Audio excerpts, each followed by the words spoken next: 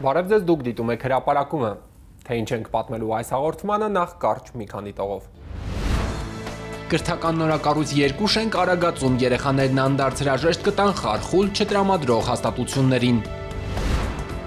Սուբվենցիոն ներդրումների համամասնությունները փոխվել են, տրամադրման կարգը դյուրացվել, թեմայի մասին մանրամասները տաղավարից։ 300 միլիոն դրամ կոլեկտորադրենաժային ցանցը մաքրելու, ջրի որակը վերահսկելու, ծավալները չափելու համար տարեկան ծրագրի 80%-ն ավարտված է։ Եվ թարգմանչած եկեղեցու վերականգնման աշխատանքները շարունակվում են, ավարտը նախատեսված է 2026-ին։ Արագածում շուտով երեխաները անդարձ հրաժեշտ կտան ցուրտ ու չտրամադրող կրթական շենքերին։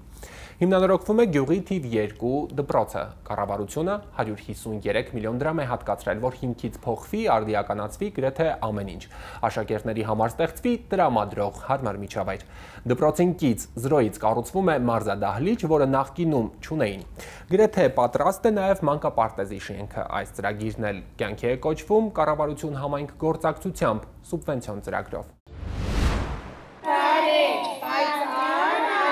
Ապարանի Արագած գյուղում աշունը վաղ է սկսում, հենց արևոտ տաք օր են ունենում մանկապարտեզի փոքրիկներին անպայման բակ են դուրս բերում խաղ ժամանց բացօթյա կազմակերպում։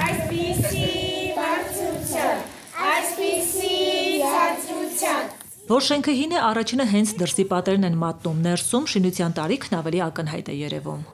1937-ին է կառուցվել, երկար տարիներ գյուղի դպրոցն է եղել, 2005-ին է մասնակի վերանորոգվել ու արդեն որպես մանկապարտեզ գործել։ Փոքրիկների հետ աշխատող անձնակազմը միշտ ջանք է դրել, նկարել ծեփեր սիրող երեխաներին էլ ներգրավել, համատեղ ուժերով խունացած միջավայրը փորձել գունավորել։ Պատերը հնամաշ են, գորշ են, բայց մենք փորձում ենք դրանք քողարկել գեղեցիկ պատկերներով, որ երեխաները ավելի սիրով եւ հաճույքով հաճախեն մանկապարտեզ։ Հնացած վթարային հարկի տակ ոչ միայն գյուղի երեխաներին են ընդունում, հարևան բնակավայրերից են նաև հյուրընկալում փոքրաթիվ սաների։ Այս պահին ունենք 90 երեխա, ոչ միայն Արագած գյուղից, Ծաղկաշեն, Արայի, Բարդենուտ, Շենավանից էլ ունենք մի հոգի, 20 երեխա այս պահին դուրս է մնացել։ Դժվարը հաղթահարված է, երկար չի տևի, շուտով նախակրթարան հաճախելու իրենց հերթին սպասող երեխաների խնդիրն էլ կլուծվի, կմիանան տարեկիցներին ու նրանց հետ կհաճախեն արդեն նորակառույց մանկապարտեզ։ Կառավարությունն ու համայնքը 230 միլիոն դրամ են ներդրել 70-30 համամասնությամբ, որ Արագածը նոր մանկապարտեզ ունենա։ Գործի հիմնական մասն արվել է, ներքին հարդարման աշխատանքներ են հիմա իրականացվում, էլեկտրականություն արդեն կա, ջեռուցման հարցի լուծումն ընթացքում է, զուգահեռ աշխատելու են նաև հարակից բացօթյա տարածքում։ Լինելու է երեխաների խաղարապարականներ, զրուցարաններ, զբոսանքի վայր, սպորտային մաս, մեր փոքրիկները կհաճախեն շատ ժամանակակից բոլոր հարմարություններով հագեցած մանկապարտեզ։ Մանկապարտեզից քիչ հեռու գյուղի թիվ 2 դպրոցն է հիմնանորոգվում։ Ապարանի ամենամեծ բնակավայրն է Արագածը, 700 տնտեսություն ունի եւ 2 դպրոց։ Մինչ այստեղ հիմնանորոգում է, ընդարձակ ու բարեկարգ թիվ 1-ն է հարևան դպրոցի սաներին, կոլեկտիվին հյուրընկալել։ Սեպտեմբերի 1-ից այնտեղ ենք եղել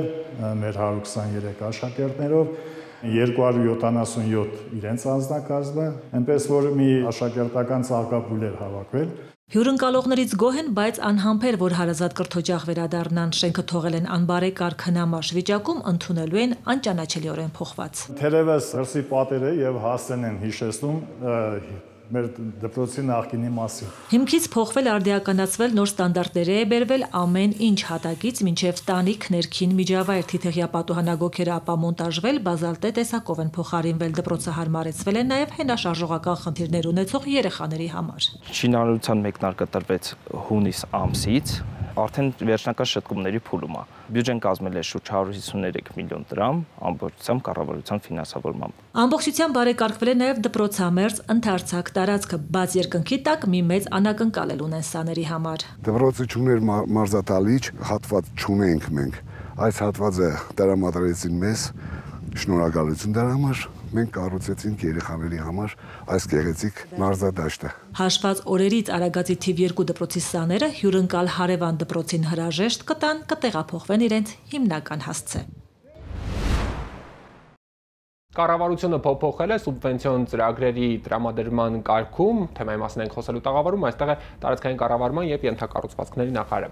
Պարոն Խուդատյան, ինչ հիմնական փոփոխությունների մասին է խոսքը։ Նախ ուրախությամբ պիտի արձանագրեմ, որ պետական համաֆինանսավորման ծրագրերը, նույն ինքը սուբվենցիոն ծրագրերը մեր համայնքների ենթակառուցվածքների զարգացման ուղղված ամենախոշոր ծրագրերն են եւ պայմանավորված են հանգամանքով, որ համայնքների սեփական եկամուտները վերջին տարիներին էական աճել են, նաև պայմանավորված եւ բուն սեփական եկամուտների հավաքագրման մասով եւ պետական բյուջեից տրվող դոտացիաների մասով մենք որոշել ենք, որ տոկոսային որոշակի վերանայումներ պետք է արվեն եւ կառավարությունը ել ավելի ընդգծի են աշխատանքները, որոնք առաջնահերթ է համարում համայնքների համար։ Որ ծրագրերի մասին է խոսքը, ինչ համամասնություն է այլևս գործելու։ Համամասնությունները նախ տարբեր են լինելու կախված ծրագրի տեսակից, մեզ համար առաջնային ուրեմն անհրաժեշտության ծրագրեր են շարունակվելու համարվել ճանապարհային ենթակառուցվածքների կառուցմանը, վերակառուցմանը, նորոգմանը ուղղված ծրագրերը, նաև ջրային ոլորտի ենթակառուցվածքներին, ընդ որում եւ խմելու եւ ոռոգման ջրի մասով։ Ամենաշահեկան ծրագրերը համայնքների տեսանկյունից դրանք ոռոգումը, խմելու ջուրը, նախադպրոցական ուսումնական շենքերի կառուցում, վերակառուցում, հիմնանորոգման ուղղված աշխատանքները, որտեղ պետական մասի համաֆինանսավորման տոկոսը ավանդաբար եղել է բարձր եւ հիմա էլ կշարունակվի բարձր մնալ։ Այս մասով արդեն համայնքները տեղեկացված են։ Համայնքները տեղեկացված են եւ դրան գումարած նաեւ որոշակի տեխնիկական փոփոխություններ են իրականացել, որոնք ավելի դյուրին են դարձնում աշխատանքը տարածքային կառավարման եւ ենթակառուցվածքների նախարարության մարզպետների աշխատակազմի եւ համայնքի միջև։ Խոսքը առաջին հերթին վերաբերվում է նախնական հայտ հասկացությանը դուրս գալուց, երբ որ մենք նախկինում ինչև էս որոշման ընդունելը նախնական հայտ էինք ստանում համայնքներից, որից հետո նախնական գնահատում էր անցնում տարածքային կառավարման եւ ենթակառուցվածքների նախարարությունում, դրա մասին ծանոթվում էր համայնքը, որից հետո համայնքը արդեն վերջնական հայտ, որը նախատեսում էր նաեւ ուրեմն նախագծի արկայություն պարտադիր, եւ սա որոշակի ժամանակային ժամանակ են կրճատում առաջին։ Բավականին ժամանակ է ձգվում այս process-ի մեջ։ Ու շինարարություններ հետեւաբար ավելի շուտ կսկսեն։ Եւ հետեւաբար շինարարությունը սովորաբար ավելի ուշ էր սկսվում եւ հիմա մեր որոշումը հետեւյալի մասին է, որ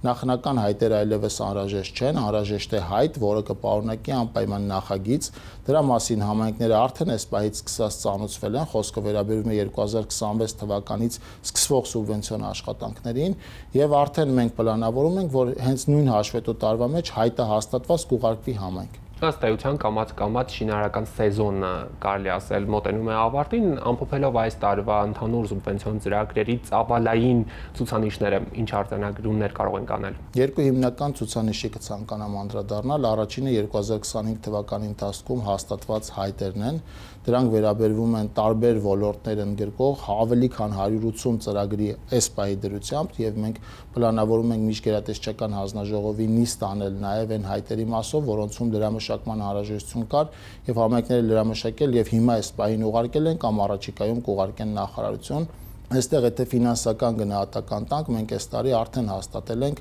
96 միլիարդից ավել սուբվենցիոն ծրագրեր, որոնցում պետության համաֆինանսավորումը 50.1 միլիարդ դրամ է։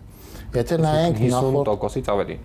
ավելի քան 50% միջին ասված ուրեմն մասով, որովհետև մենք ունենք ծրագրեր, որտեղ դա հասնում է մինչև 70%, իսկ կախված համայնքի ուրեմն աշխարհագրական դիրքից, մայրաքաղաքից, հեռավորությունից այս թիվը կարող է որոշակի փոփոխությունների ենթարկվել։ Արդեն 2026-ի բյուջեն ըստ էության հստակ է, նա մյուս տարվա համար ինչ հատկացումներ են ծրագրված սուբվենցիաների համար։ Նախ կուզեմ ասել, որ մենք վերջին տարիներին հաստատված ծրագրերից, որոնց համար կատարողական է ներկայացվել 2025 թվականի ընթացքում, ավելի քան 15 միլիարդ դրամի ուրեմն համաֆինանսավորում ենք իրականացրել, որը այս սեզոնի համար բավական մեծ թիվ է։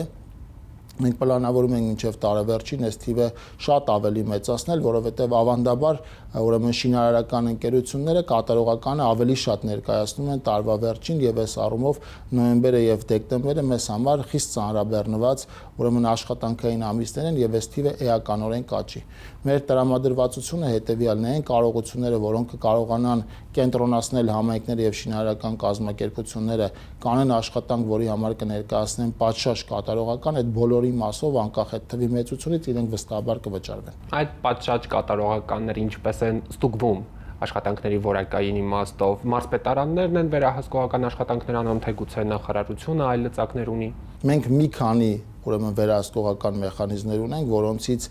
նախնականը, բայց որը նաև ամենակարևորն է, դա տեխնիկական հսկողի ինստիտուտի ճիշտ աշխատանքն է եւ պատվերը այդ աշխատանքի տալիս են համայնքները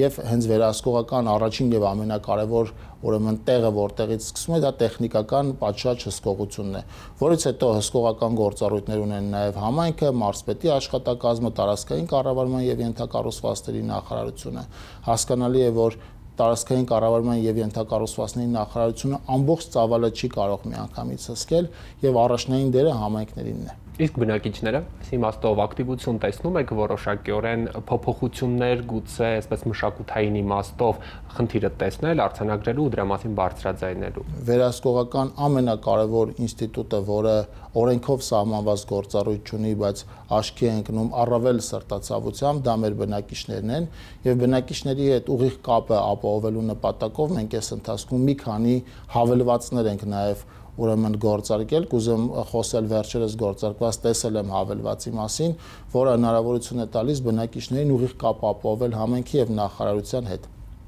Տրամաբանությունը հետեւյալն է, ոչ միայն շինարարական աշխատանքում արկա թերությունները, այլև ընդհանրապես առօրյայում հանդիպող են խնդիրները, որոնք վերաբերվում են համայնքին, մարզպետի աշխատակազմին կամ տարածքային կառավարման եւ ենթակառուցվածքների նախարարության համակարգման ոլորտներին, քաղաքացին կարող է այդ ոլորտներում արկա խնդիրը տեսանկարահանել, ուղարկել հավելվածի միջոցով պատասխանատուին, որից հետո պատասխանատուները անպայման այդ խնդիրը կլուծեն եւ հետ ծանուցումով քաղաքացուն կիրազեկեն, որ իրենց բարձրացված խնդիրը լուծվել է։ Շնորհակալ եմ շատ հարցադրության համար։ Ես եմ շնորհակալ հրավերի համար։ Տեսել եմ հավելվածը թե Android, թե iOS համակարգերում հասանելի է։ Հիմա մարզերում կոլեկտորադրենաժային ցանցի մաքրման այս տարվա աշխատանքների մասին դրանք գրեթե ավարտական փուլում են։ 2025-ին կառավարությունը 300 միլիոն դրամ էր հատկացրել գրունտային ջրերի հաշվարկման, որակի ստուգման ու անխափան հեռացման համար։ Մաքրման այս տարվա ծրագրում էր ընդգրկվել 200 կիլոմետրից ավելի բաց համակարգ։ Այս աշխատանքը կարևոր է նախ գյուղատնտեսության համար։ Նվազեցվում է հարակից հողերի ճահճացումը, գերխոնավացումը, աղակալումը։ Բացի այդ, հնարավոր առողջապահական ռիսկերն էլ նվազեցվում են։ Չափը 1 մետրով խորությունը հասավ ջրին։ Գրունտային ջրերն այս հատվածում 3 մետրի վրա են նորմայի սահմաններում։ Դրենաժային ցանցը գործում է առանց խոչընդոտների, լրացուցիչ միջամտության կարիք չկա։ Ջուր կա ինքը արդեն։ Այստեղ աշխատում է այսօրը։ Ինքը մաքրած է արդեն։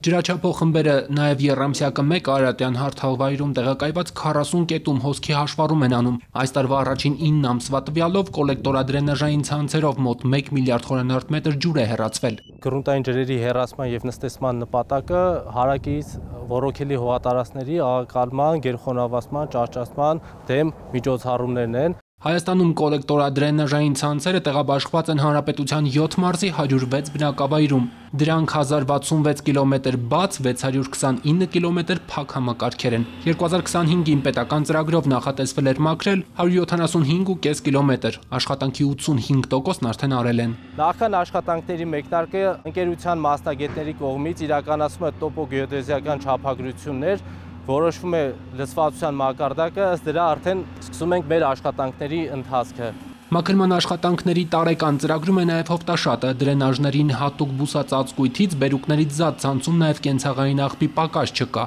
Դե ջուրը կտանի բնակիչների կեղծ փոփանքն ինքնախաբեություն է իրականում։ Մերն է, մեր օգտվելունն է, մեզ պետք է գալի ջուրը, ելի օգտագործվում է այլ կարիքների համար։ 2025-ին պետբյուջեից հատկացվել էր 300 միլիոն դրամ ցանցի մաքրման, գրունտային ջրերի մակարդակի որոշման ու որակի ուսումնասիրության համար։ Պլանային աշխատանքները ժամանակին ու ամբողջ ծավալով չանելու դեպքում լուրջ խնդիրներ կառաջանան ոչ միայն գյուղատնտեսական, այլև առողջապահական։ Դրենաժային ցանցերի, այսպես ասած, թերի մաքրման արդյունքում 1995-ից 2005 թվականներին Հայաստանի Հանրապետությունում, մասնավորապես Մասիս տարածաշրջանում եղել է մալարիա հիվանդություն։ Հիմա նմուշառումներից հետո լաբորատոր փորձաքննություններով հաստատել են Հայաստանում դրենաժային ցանցով հոսող ջրերը ոռոգման համար պիտանի են։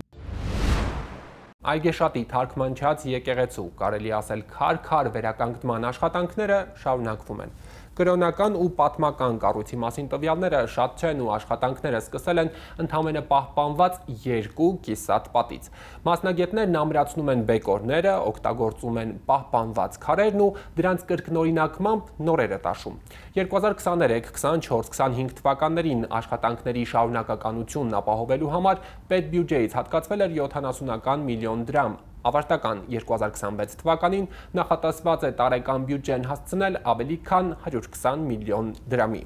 7-րդ դարի հուշարձան եկեղեցին զբոսաշրջիկներին ու հավատացյալներին կներկայանա ամբողջությամբ վերականգնված պատմական տեսքով։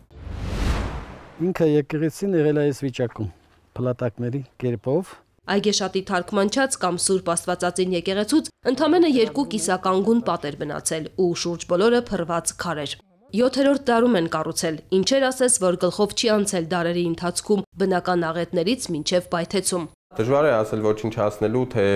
վթարային այնպիսի վիճակում էր, որ միգուցե մարդկանց անվտանգությունից ելնելով բնական փլուզումը կանխելու համար, բայց ամենայն դեպս այդպիսի կտրուկ միջամտությամբ եւ վանդալիզմի հասնող միջամտությամբ այո պայթեցվել է։ Թվականը չգիտենք, բայց գիտենք, որ 42 թվականին, երբ Թորամանյանը այցելել է, մինչև գմբեթի որոշակի նիշը եկեղեցին կանգուն էր։ Ամենամեծ հանգույցը 24 տոննա քաշում էր։ Խորանների մասը, պատուհանների կամարները պահպանվել էր։ Դրանք նույն տեսքով դրվել են իրանց տեղը։ Թարգմանչած եկեղեցին առաջին անգամ փորձել են վերականգնել 1946-ին, ամբողջական վերականգնման նախագիծը մշակվել է 1986-ին, 3 տարի անց որոշ միջամտություններ են արել, հետո աշխատանքները դադարեցրել են, 2012-ին վերսկսել, սակայն ավարտին չեն հասցրել։ Երբ արդեն որոշակի տարիների ընդմիջումից հետո 2023 թվականին վերսկսեցինք աշխատանքները, 50-ից 60 միլիոն 70 միլիոն տարեկան հատկացում ենք ունեցել եւ ընդամենը մեծ հաշվով 2 տարվա ընթացքում կարելի է ասել վերականգնման աշխատանքները մոտենում են ավարտին, որոշակի հատված աշխատանքներ բարդությունով պայմանավորված կտեղափոխվեն որոշակի ծավալի 2026 թվականին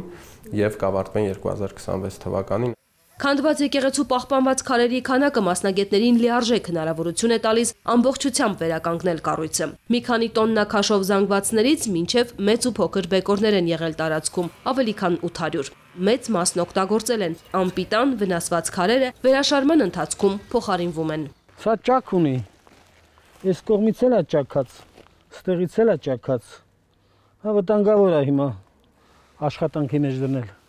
Հնամյա հուշարձան լինելուց բացի թարգմանչածը նաև գեղագիտական արժեք ունի։ Պատուհանների, կամարների ու քիվերի նախշերն ակնհայտ զարդարում են եկեղեցին։ Ալիկ Անանյանը մոտ 120 մեծ ու փոքր կառույց է վերականգնել։ Չի հիշում մեկը, որ այսչափ խոնարհված լիներ ու կարողանային ամբողջությամբ վերականգնել։ Սա եզակի տարբերակ է վերականգնման աշխատանքների, իմ փորձը, որ 50 տարուց ավել է, նման խոնարհված եկեղեցի ես չեմ հանդիպել։ Սա ընդհանրապես չկար։ Կային բազմաթիվ քարեր, բեկորներ եւ մեծ զանգվածներ։ Ամենակարևորը ճիշտ նախագիծն է, ճարտարապետների արած նախագիծն է, չափագրություն նախագիծ, որը արվել է գերազանց։